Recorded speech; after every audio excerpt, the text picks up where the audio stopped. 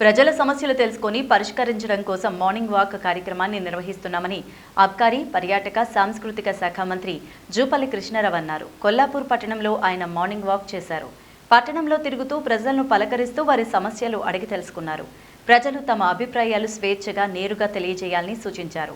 పలువురు చెప్పిన సమస్యలను వెంటనే పరిష్కరించాలంటూ అధికారులను ఆదేశించారు. పట్టణం పరిశుభ్రంగా కనిపించాలని మున్సిపల్ అధికారులను ఆదేశించారు. బాధ్యతతో పనిచేయాలని సూచించారు. పట్టణంలో కొనసాగుతున్న పలు అభివృద్ధి పనులను పరిశీలించి వాటిని వేగవంతం చేయాలన్నారు. అభివృద్ధి అంటే ఏంటో తనను గెలిపించిన ప్రజలకు చూపిస్తానన్నారు. ప్రతి నెలలో అంటే తాలూకాలో 30 రోజుల్లో కనీసం 15 రోజులు తాలూకాలు ఉంటా. ఆ ఉన్న 15 రోజులు రోజు పొద్దున గ్రామం తిరుగుతా, ఆ తిరిగిన గ్రామంలో ఇల్లు తిరుగుతా, అందరినీ కలుస్తాం. ఓట్ల కూడా ఇవ్వలేకపోయినా ఇప్పుడు 5 ఏళ్ళ కార్యక్రమం కాబట్టి ప్రతి ఇల్లు తిరుగుతా.